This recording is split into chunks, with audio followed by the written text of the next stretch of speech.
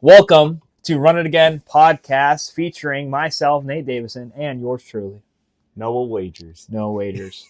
This is our first episode here on the segment Run It Again podcast on YouTube, TikTok, Instagram, all the social medias. You can find us. Run It Again. So I guess let's kind of dive into it, Noah, and just kind of introduce what we're going to be doing here. Awesome. Well, again, my name is Noah Wagers.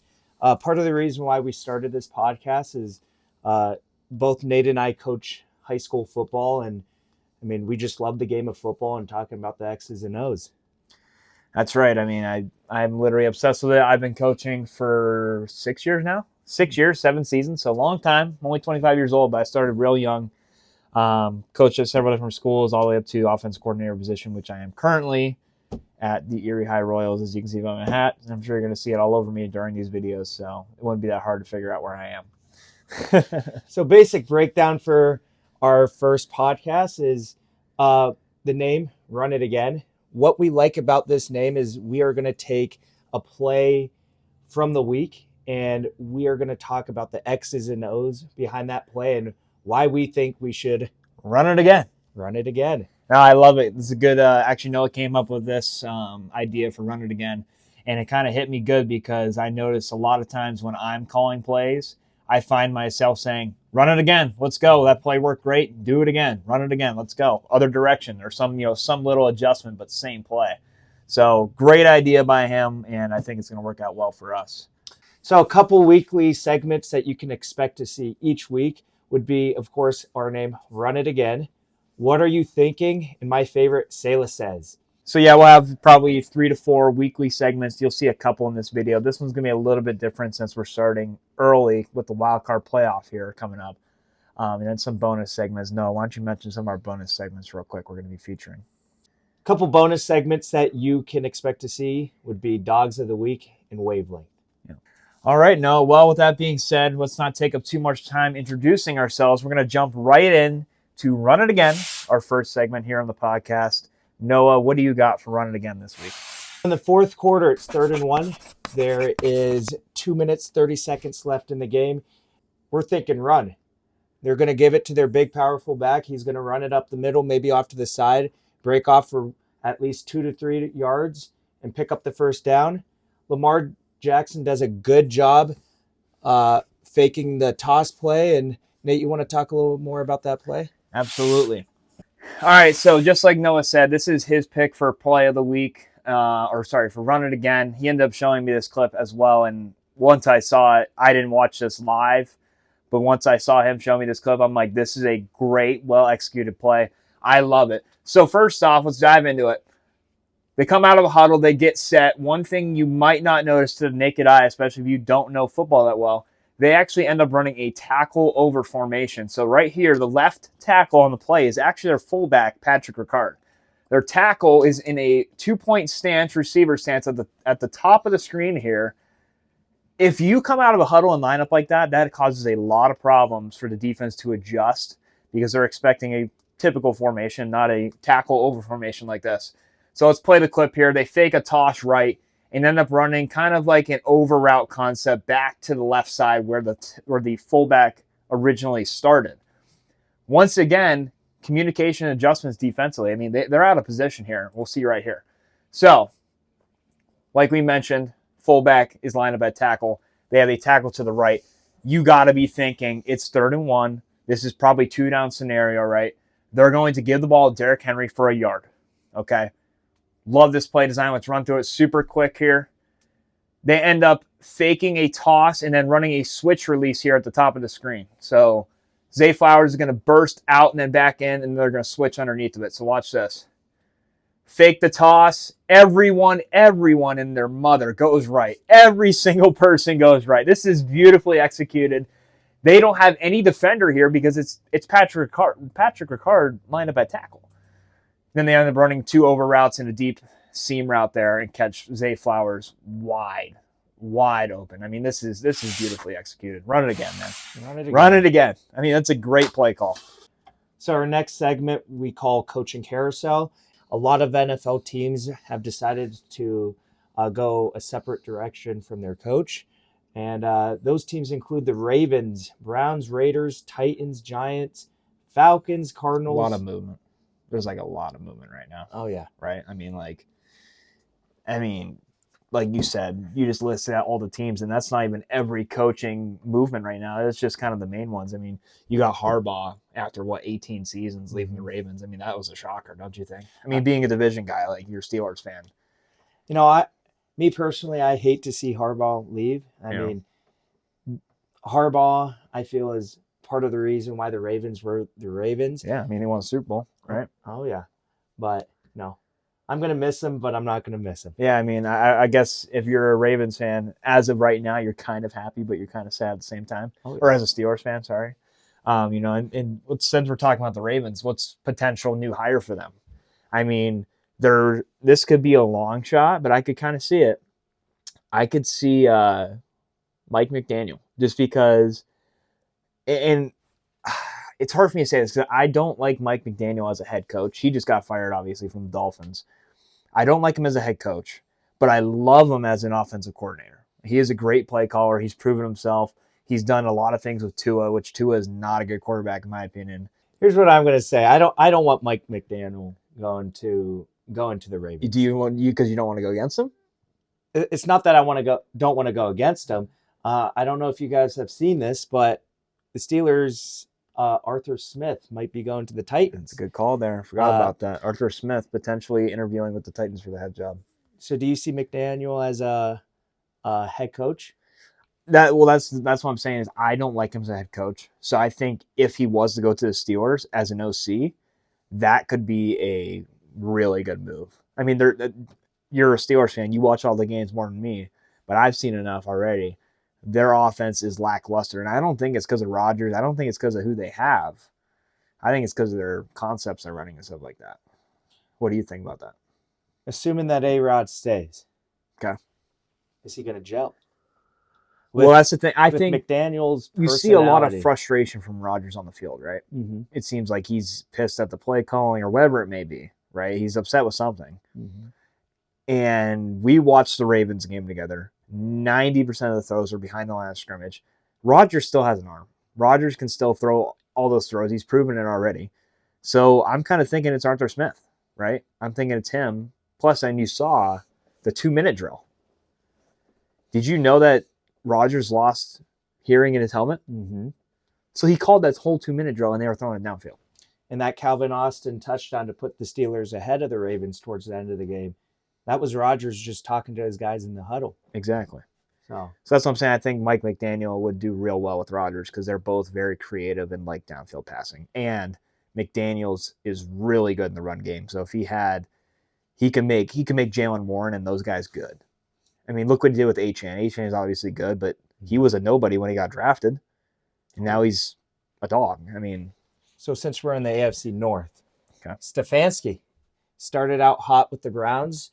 I believe, was it the AFC divisional game he got as far as with the Browns? Yeah, I believe so. Yep. I know they at least won a playoff game because Baker was the first to do that in years, right? That one hurt. What do you feel about that with Stefanski? Dolphins? Well, how do you feel about him getting fired? First off, Stefanski getting fired, again, not to just talk about the Steelers. The Browns weren't good with him. Yeah. So I kind of miss. You're going to be upset that he's gone. And listen, if I was a Steelers fan, totally agree. Because I think Stefanski is horrid. I mean, I think the firing is justified. And let's backtrack a couple of years. He's not doing anything good right now offensively for the Browns, and you could blame it on whatever you want. But you go back to, I want to say, and maybe you could look this up for me, around 2015-ish, 2016-ish, with Baker, Odell Beckham, Jarvis Landry in his prime, Nick Chubb.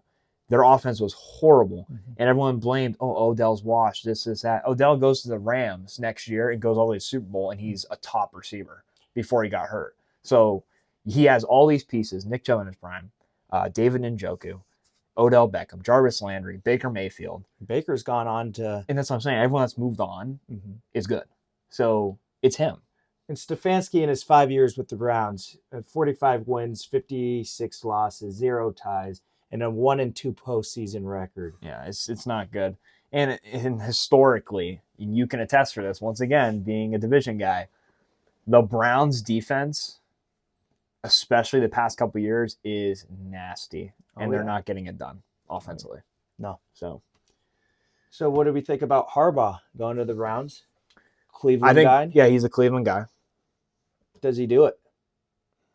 I could see it. I honestly think there's a couple spots. I think the Browns makes a lot of sense.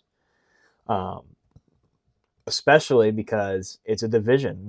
Imagine he went to the Browns from coaching the Ravens. Well, that's a good story. I mean, that's kind of a And then Cinderella he's story successful. right there. Yeah. So, I mean, how do you feel about it? I'd hate to see Harbaugh go to the Browns. I mean, I think he's a good coach. I think him and Mike Tomlin are very similar. Mm-hmm.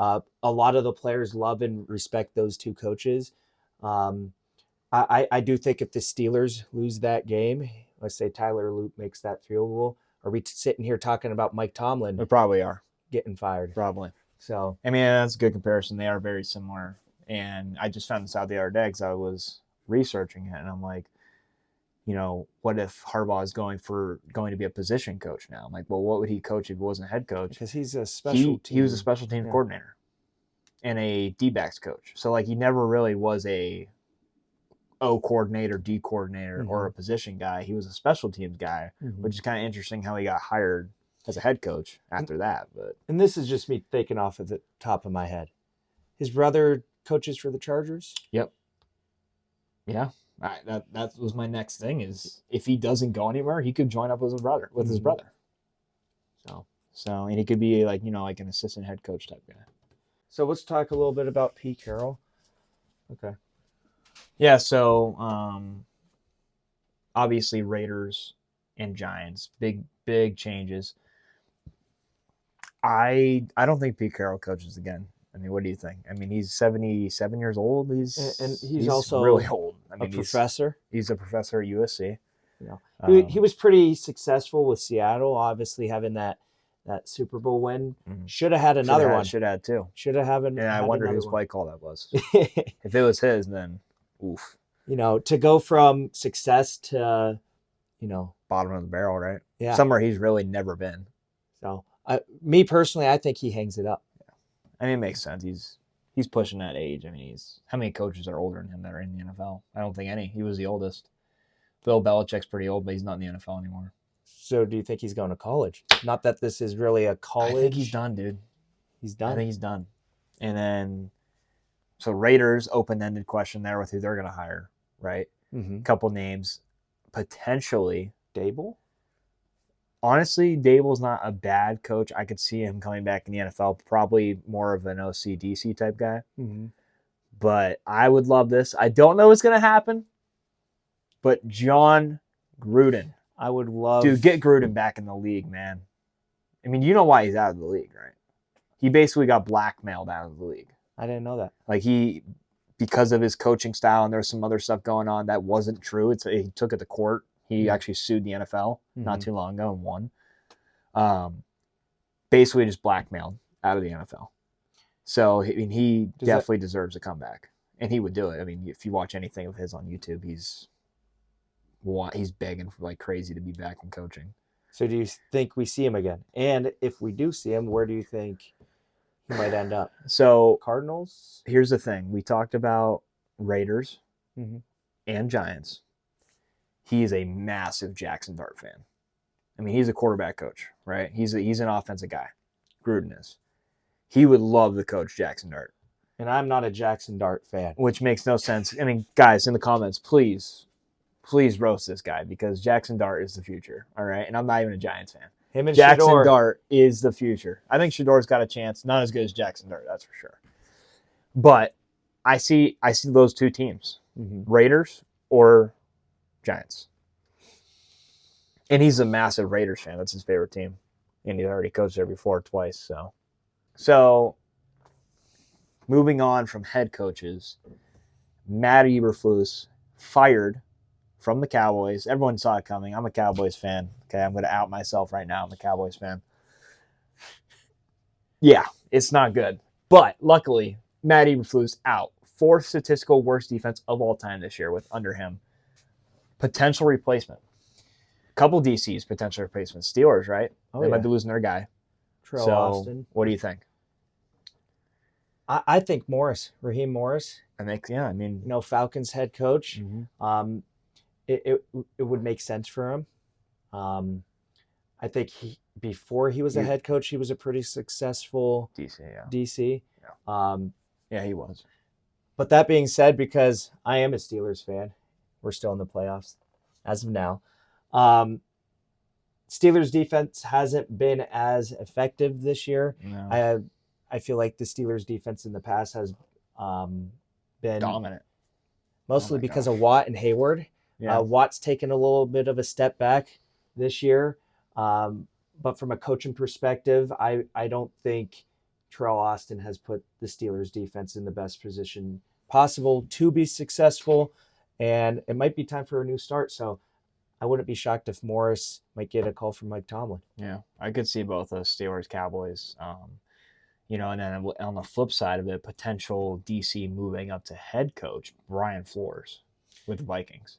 With the Vikings? I mean, he's a fantastic defense coordinator. I would love him to come to the Cowboys, but if he's going to move DC to DC, it's not going to be to a new team. He's going to go for a head job, right? So I could see him potentially being a head coach somewhere this year. Potentially one of those northern teams that we talked about. I mean, he's got a crazy defense, so I could see it. Brian Flores somewhere else, but hopefully the Cowboys pick up Raheem Morris. I'd actually be okay with that. Mm-hmm. So we started out the podcast with the play that we think that the team should run it again. Run it again, baby. But now we also want to talk about the flip side, man. The flip side. I mean, what are you thinking? What are you thinking? Just like Noah mentioned, next segment, what are you thinking? The flip side of it, okay? I can't tell you, and call me wrong, and this is where you guys are involved in the comments down below. I'm going to tell you what I think about this play. I'm going to give you my 2 cents. I do this for so many times on Sundays. I mean, I have a vision of football. I like to think I'm a pretty successful coach. Obviously, I'm still learning. I'm young, but I think I'm pretty successful. I like putting my 2 cents into it. What was that? What was that? You trying to make a face over there? Oh, no. Anyways. So you can debate me in the comments if you'd like, or debate Noah. So what are you thinking? We have a crucial play. I don't like doing back-to-back Steelers games. Okay, we're not going to do that in the future, but there's 2 big plays in the Steelers game that are to be mentioned. First off, Steelers on defense, they get cooked. It's a great play for the Ravens. Now on the flip side, the Steelers are driving down before halftime. Okay, 2-minute drill from Rodgers. Executed perfectly. They get down to the goal line on the 1-yard line, and they run the most horrific play I've ever seen to score a touchdown right before halftime. So this play right here just makes me think, what are you thinking? I mean, there's 2 seconds left. You're down by a touchdown. We've ran this play all season long. I know my Steelers fans are sick of this, but the Ravens were ready for this.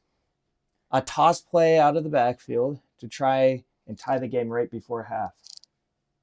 And maybe this is why Arthur Smith leaves. I mean, this could be, obviously, whether it's him taking a job, Titans, like we mentioned, or just getting the can, right? I mean, not good.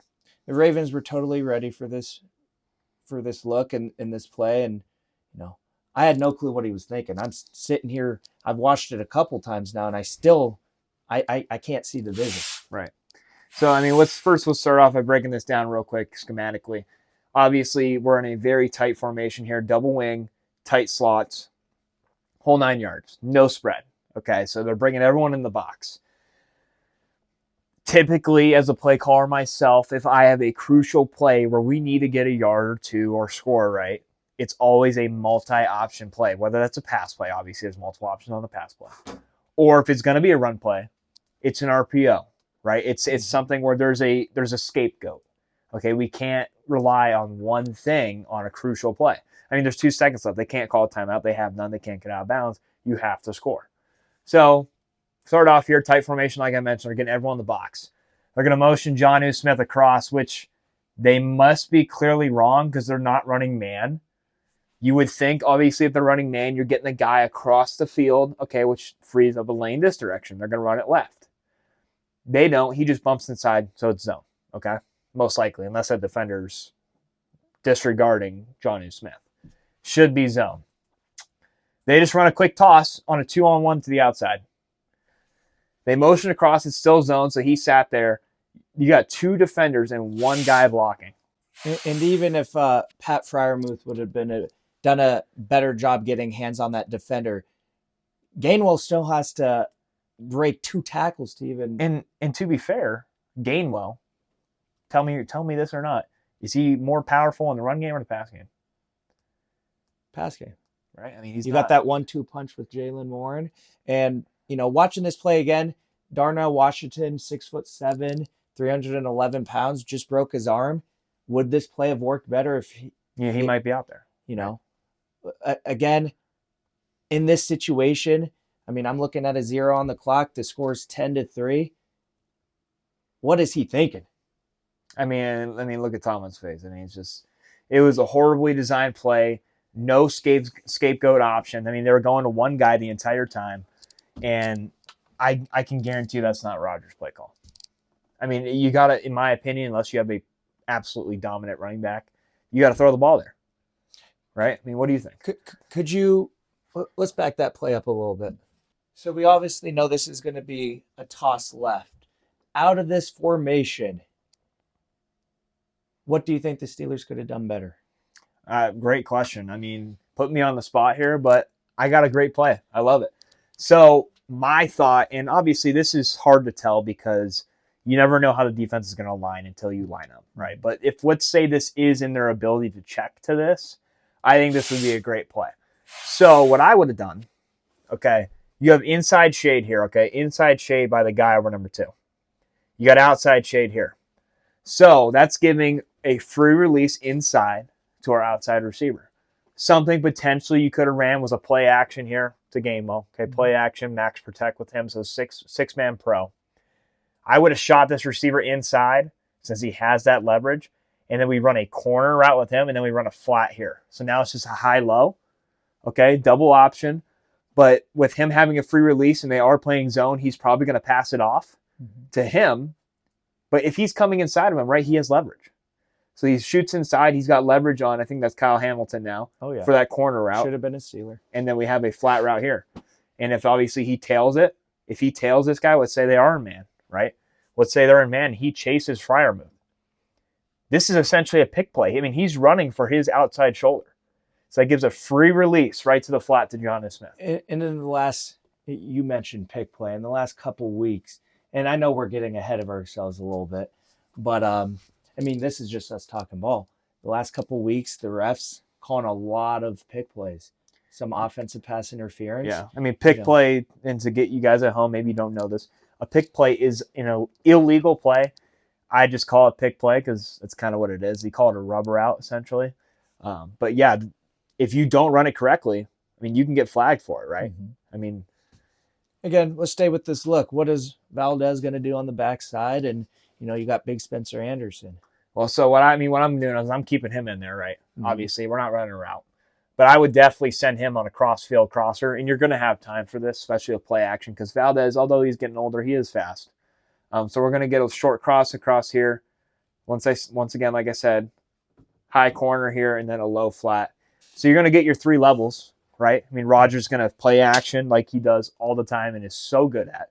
So that also probably helps set this up, right? Hard play action. He's going to peek that corner immediately right here, the corner route, not the corner itself, corner route, right down to the flat to Jonnu and then back over the middle to Valdez. So, I mean, it's a good concept. We've run stuff like this ourselves, pretty successful. But, I mean, there's so many things you could have done. And it's just one example. And for you guys at home, I mean, obviously if this play would have worked, we wouldn't be talking about it. Saying it, yeah. We wouldn't be talking about it. And this isn't us sitting here saying, you know what, if I was in Arthur Smith's shoes, I would do better myself. But at the end of the day, it's been all season calling toss plays. And with 2 seconds left in the half, I mean, it's 1st and goal. You didn't give yourself much of a chance. I would have liked, our big guys on their big guys go, up the middle. Yeah, well, and that's another thing about to mention here is, I mean, Kenneth Gainwell having an amazing year. Team MVP for the Steelers. I love Kenneth Gainwell. When he was on the Eagles, loved him. Every time he got in, You're behind a Cowboys fan Saquon. saying that. I know, he's good. Mm-hmm. And he's young. People don't know he's actually really young. He's been in the league for several years now, and he's only like 25. He's actually pretty young. Yeah. Maybe 26. But he's not the guy who's going to plow through 700 pounds, 800 pounds of defensive line here. Oh, no. I mean, I'm not that I would agree with this, but at that point, put Jonnu Smith back there like you've been doing. That tush push. Right? No, well, not even that, No. but they've been handing him off inside zones from the backfield. Does Jalen get it done? I think Jalen has a better chance than Kenneth Gainwell. I 100% agree. I mean, Jalen is a tough-nosed dude. I mean, he can run hard, but and just you don't have a Derrick Henry. That's the problem. It's just it doesn't make sense with the personnel, and it doesn't make sense on the play call. I mean, and even this partially could be on Rodgers, okay? Because let's say there is a check out of this play. I mean, most times there's a check, especially in NFL. You walk up, you got a 2-play check, right? If I'm pre-snap Rodgers, right, and I see 3 over 2, 3 over 2, that's not good numbers. That's not good numbers. And then on top of that, you're going to motion a guy across, and they're not going to chase. So now it's 3-on-1. That makes no sense. I mean, let's play this play through here again. They're going to motion Jonnu across. He just adds himself in. He doesn't chase. So let's say, okay, even if he does chase it, even if he does, 2-on-1. It doesn't make sense. You got 2-on-1. And I love Pat Freiermuth, but I mean, you can tell by the film he didn't get it done, and I still don't know. And he's put in a bad position. Yeah. Right? I mean, you agree, right? I mean, I mean, I hope we don't have to talk about Arthur Smith 2 weeks in a row, and I hope it's not a toss play. Again, if it works, it works. But after dissecting the X's and O's, what was he thinking? What was he thinking? This next segment is called Sayla Says. Sayla is my almost 7-month daughter. Good job. You did good there. I didn't. You did good. I didn't You do didn't it do on it. purpose. No, you did good though.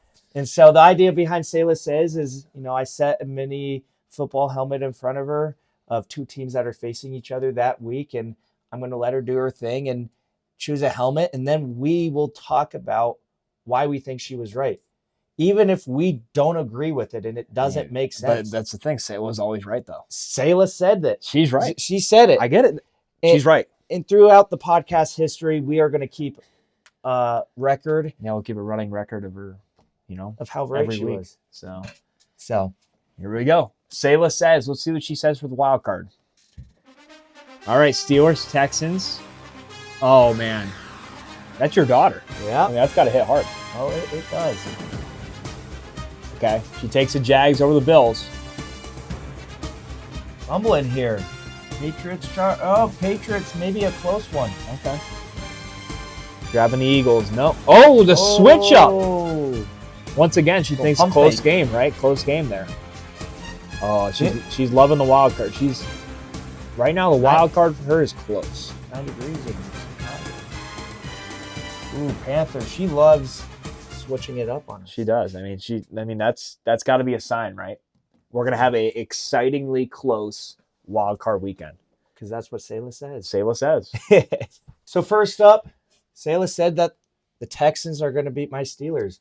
And that one really hurts because with me being a Steelers fan, by default, she's a Steelers fan. That's your daughter, man. She doesn't have a choice. Hey, don't forget it. Your wife's a Cowboys fan. All right? Yeah. I know you're watching this, Kaylee, okay? Oh, no. Go Cowboys. Yeah. Go Cowboys. We'll have a talk when I get home. Uh-huh. I mean, hey, she picks the Texans. And here's why I think she might be right. And again, this is going to be really tough for me, but I'm going to talk about who she picked. And I think the big 3, first off, I think it comes down to defense. I think defense, do you agree, 100%, wins 100%. championships? 100%. I think between Stingley, Hunter, and Will Anderson Jr., I think they get the job done. I believe the Steelers, let me go back, are averaging on offense. They are averaging about 23 points a game. And the Texans defense is only allowing about 17 points a game. Right. So that's a 5-point difference. Yeah, I think they got a 5-point advantage because their offense averages about 23 as well, Houston. Yeah. Yeah, so I mean, they're tied offensively, but defensively, obviously, the Texans have been generational this year, to be honest. I mean, their defense is insane. And something that I saw that might be another good sign for the Texans is C.J. Stroud. Since entering the league, this is his third postseason. Yeah, he is. Yeah, which is pretty impressive. And again, you add that with Woody Marks in the backfield and Nico Collins on the outside. And it's hard for me not to talk about the Steelers defense too. Right. Regardless, Salah's telling me that it's going to be a close game, and it's going to be interesting. I mean, Steelers haven't won a playoff game in a long 10 seasons? Yeah, something like that. I think it's 10 or 11 seasons. But another statistic, and this is for my Steelers fans, Mike Tomlin hasn't lost Monday Night Football at home. That could be a sign. In a long time. Personally, I think it's hard to say, but I kind of agree with Salah, but also I think Prime Rodgers comes out. I really do. But once again, tailoring towards Salah here, she has the defensive advantage with Houston, right? And like you mentioned, you named a couple key players on Houston's offense. Houston does have a tendency to randomly decide to pop off offensively. Oh, yeah. Like they've had games where they've had 10 points, but they've had games where they dropped 50. So and drop it back a couple of years, their offense was insanely good. Oh, yeah. So, I mean, they definitely, I could see what Salah's thinking there. Oh, yeah.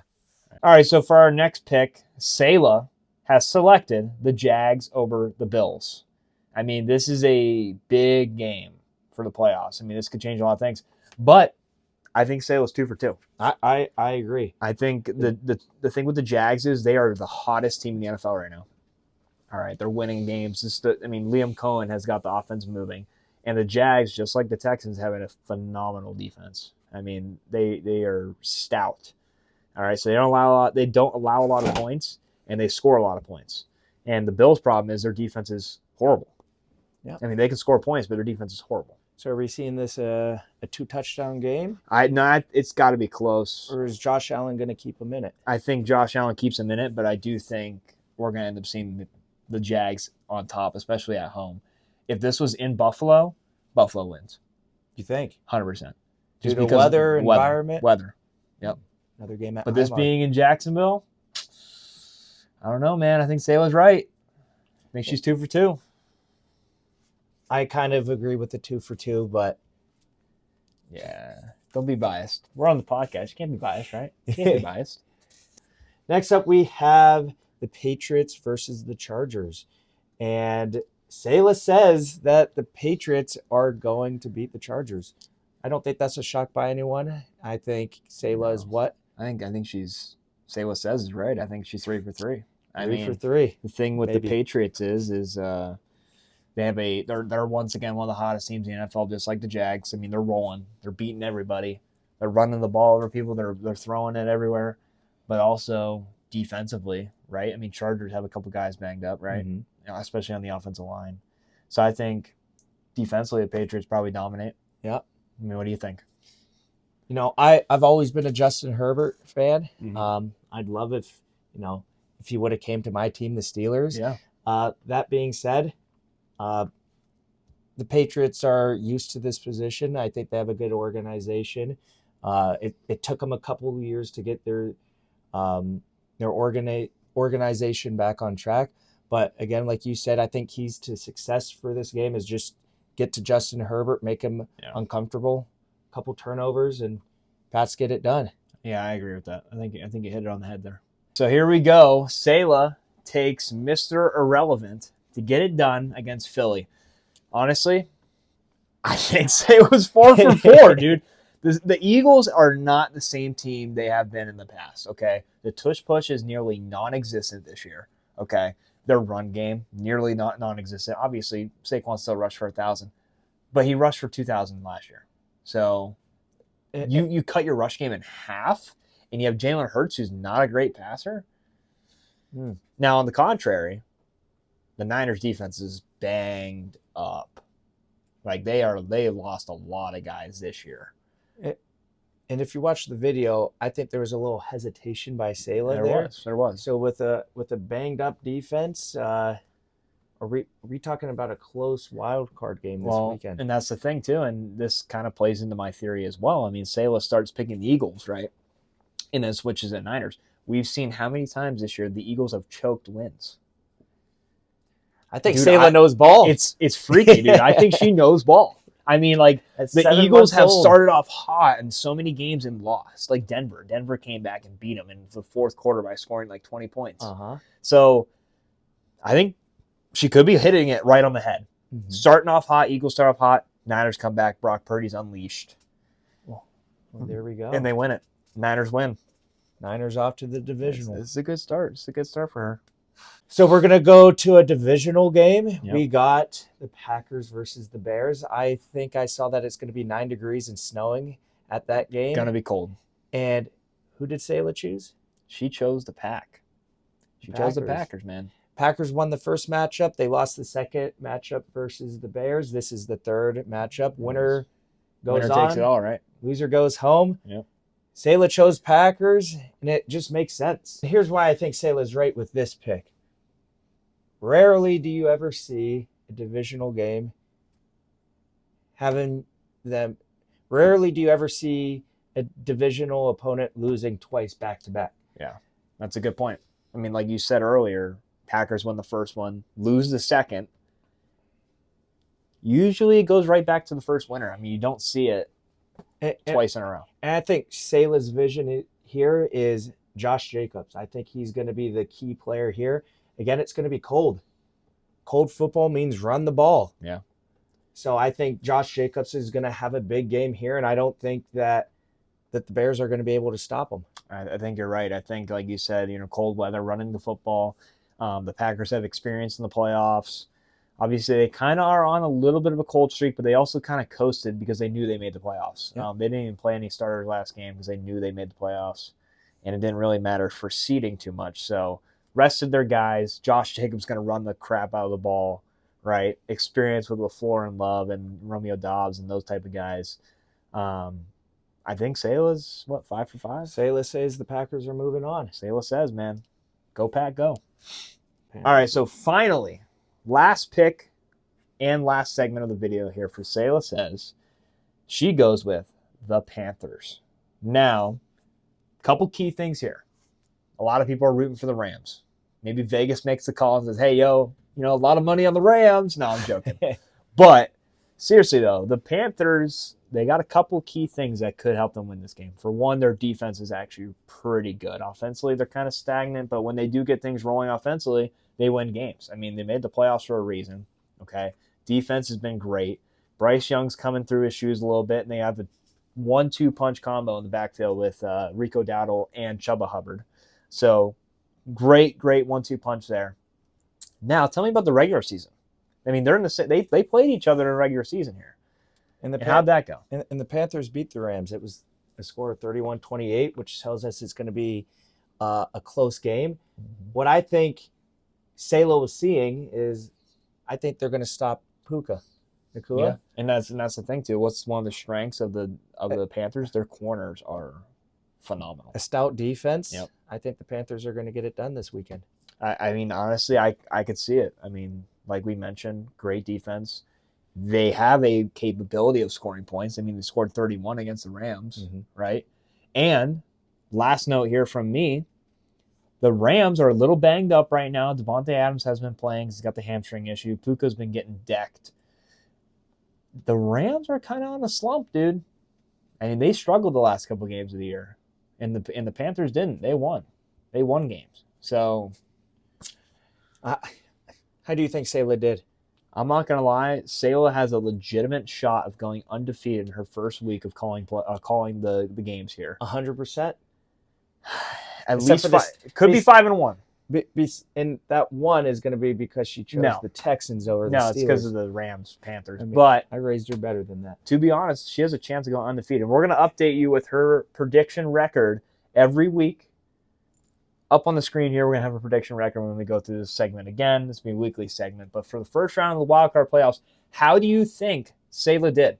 Drop a comment down below, all right? See, tell us what you think. I mean, I think there's potential for 5-1 or 6-0. Yeah. I really do. Thank you for joining our first episode of Run It Again.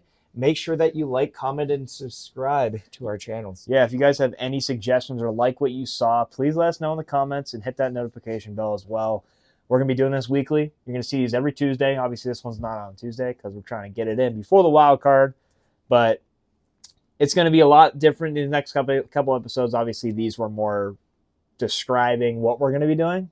The next one's going to be free-for-all, right? Just go for it. We got all of our segments lined up and planned out. But we're super excited. We hope you guys enjoyed. So hit that subscribe button. Thanks for joining. All right, let's go. Run it again, baby.